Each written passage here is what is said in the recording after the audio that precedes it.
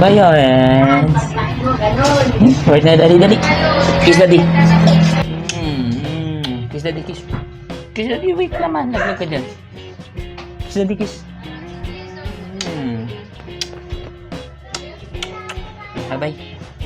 Smile, smile. Smile, Daddy. Smile.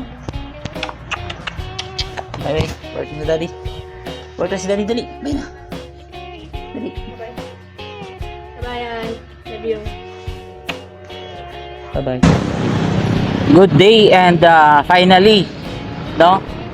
Maaraw na po ngayong araw. Today is Sunday and papunta na po ako sa aking trabaho. Napakasilaw ng view ko ngayon dahil maaraw na nga. Almost 3 weeks din natin tiniis ang sama ng panahon, tag-ulan, napaka-hassle ng ulan kahit sa mga commuters man o sa mga drivers, no? Dahil talagang bumper to bumper kapag ka maulan.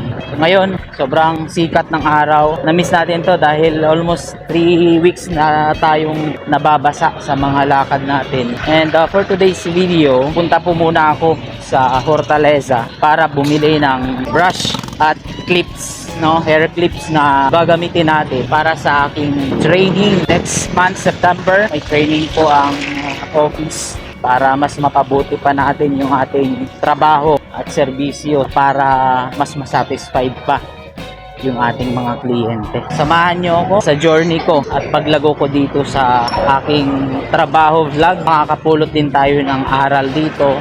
Tutorial na din. Talon tips para magamit nyo rin ito sa mga partner ninyo, sa asawa ninyo. Once na pinagandahan nyo sila ng kanilang buhok para mas maging presentable sila sa mga lakad nila.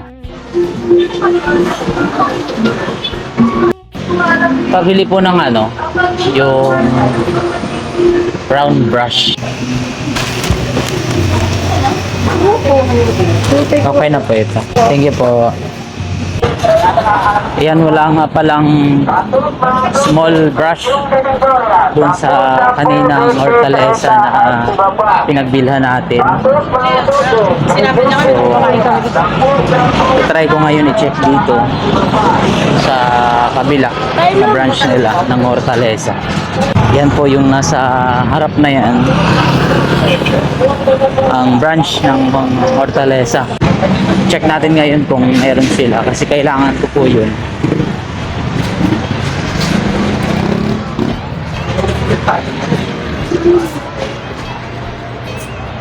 Is may small round brush po kayo na kahoy. Sila yung pinakamaliit ko. Sige kini. Opo. Masisikat ako.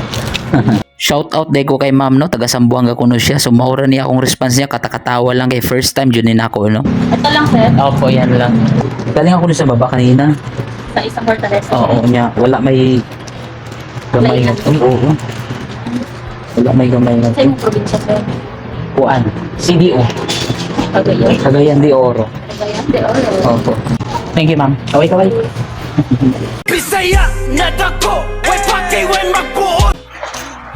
So guys, ito na po yung mga pinamili natin sa Hortaleza. So buksan po natin isa-isa. Introduce ko po sa inyo yung mga gamit nito. No? Ano-ano yung mga functions nito. Alright? So ito po ang hair clips. No, hair clips madalas to ginagamit sa pagsisection, na pag-iipit ng buhok, kagaya po nito. Ito po. Lalo na yung mga mahabang buhok sa babae. So napaka-importante po nito. Meron tayong tail comb, no? Tail comb ginagamit rin ito sa pagsisection o paghahati ng buhok bago gamitan nitong hair clips.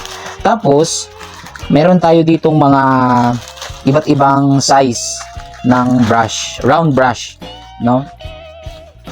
Unahin ko na itong maliit na to. Kahoy po siya, round brush small. Ito po ay ginagamit sa mga maikli ang buhok, sa mga men's cut, gupit ng babae like pixie cut, mga maiiksing cut na.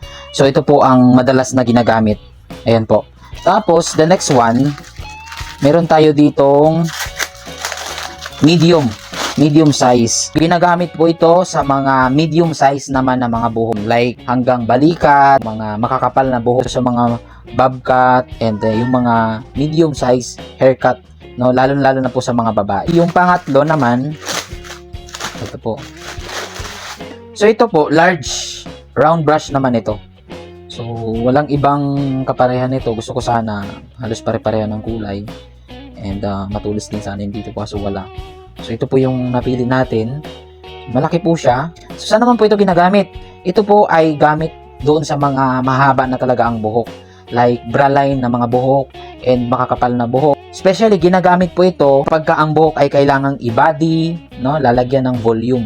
So sa mga next video natin, ay turo ko po sa inyo, no, ano yung mga volume haircuts, no, mga haircuts na kailangang i-body, kailangan ng volume na ito po ang ginagamit. So mapapansin niyo doon, gagamit tayo ng mga malalaking round brush kagaya nito. So gusto ko siya solid, yung kahoy niya magandang klase, no, tapos ayan, no, makikita niyo po yung klase ng brush niya, no. Ito po gaya nito, magandang klase din naman.